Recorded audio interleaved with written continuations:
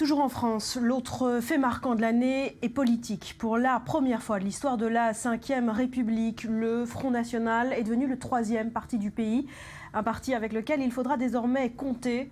2015, c'est sans conteste l'année des Le Pen. Elle démarre avec une saga familiale.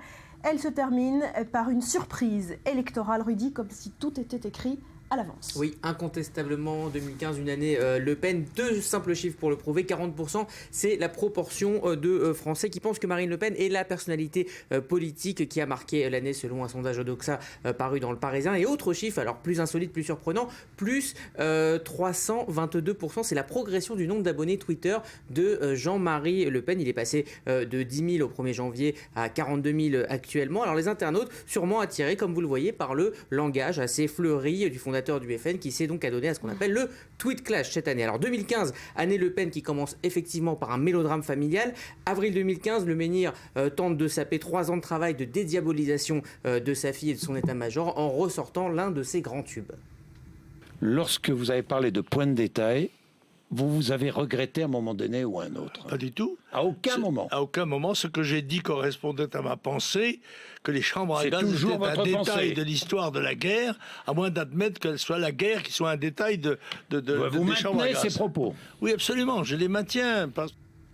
Voilà, c'est alors que l'état-major du FN Nouvelle Génération monte au créneau. Premier objectif, se désolidariser et second, se débarrasser d'un très gênant, de plus en plus gênant, président fondateur. Alors s'en suivra une exclusion du parti, des recours pour finalement voir un Jean-Marie Le Pen fâché, mais qui s'est mis en retrait pour la deuxième partie de l'année. Eh bien, nous sommes là le 3 décembre au soir. Marine Le Pen vient de faire 40,6% dans la région Nord-Pas-de-Calais-Picardie et le FN se dit premier parti de France.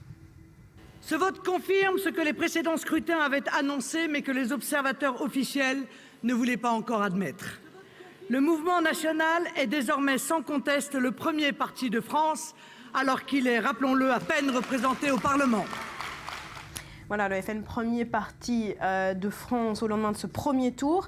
Quel bilan tiré de ces deux phases? Est-ce que finalement l'un est la conséquence de l'autre? Oui, en tout cas, si on regarde l'année dans son ensemble, on a l'impression d'assister à la réalisation d'un scénario écrit d'avance. Alors pour parachever la dédiabolisation du FN, eh bien, il fallait en quelque sorte tuer le père, se couper définitivement de l'image sulfureuse de Jean-Marie Le Pen. Et après des mois de mélodrame familial, eh bien, quasi miraculeusement, Jean-Marie Le Pen se fait très discret pour laisser la voie libre pour que le parti aille tranquillement récolter son meilleur score. On l'a dit, 6 800 000 voix record absolu. Alors, au soir du premier tour, Jean-Marie Le Pen appellera même tous les candidats du Front National pour les féliciter. Marine Le Pen, sa fille et Florian Philippot inclus. Alors tout est bien qui finit bien pour le FN, pour que le FN continue sa marche en avant. Un scénario trop beau pour être vrai finalement.